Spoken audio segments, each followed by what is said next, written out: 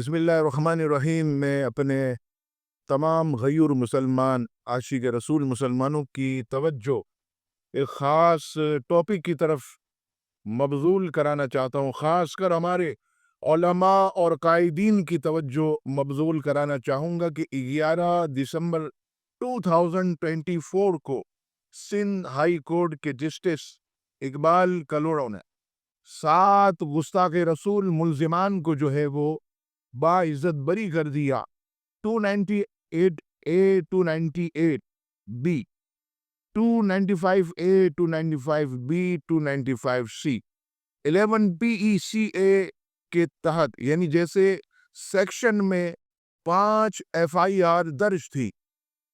Justice Iqbal کلوڑوں نے جو ہے وہ ان کو باعزت بری کر دیا۔ اور یہ وہ گستاخ تھے جو نبی پاک علیہ السلام کی شان میں ایسے کلمات انہوں نے کہے، اور یہ ریکارڈ میں ہے، آپ اگر چاہیں تو دیکھ سکتے ہیں۔ میں تو اپنی زبان پر بھی وہ کلمات نہیں لا سکتا جو اللہ کے محبوب علیہ السلام کی شان میں انہوں نے کہے ہیں، لیکن چیف جسٹس نے بغیر کسی کے سامنے جتنے بھی وکلا تھے ان کی بات نہیں سنی،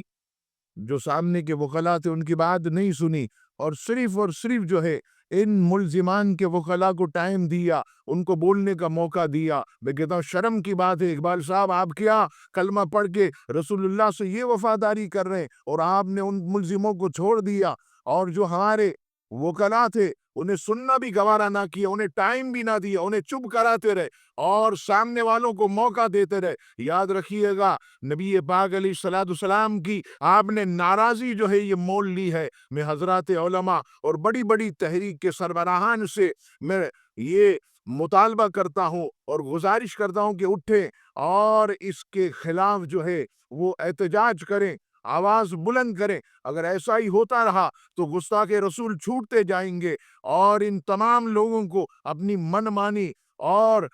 بیرونی دباؤ کے تحت جو ہے فیصلہ کرنے کا آزادانہ موقع ملتا رہے گا۔ آئیے نبی پاک علیہ الصلوۃ والسلام کی ناموس کے تحفظ کے لیے احتجاج کیجئے اور صدا احتجاج بلند کیجئے تاکہ ان کو لگام دی جائے۔ رب کریم سے دعا ہے رب کریم ہم سب کو سچا اور غیرت مند مسلمان بنائے، آمین ثم آمین۔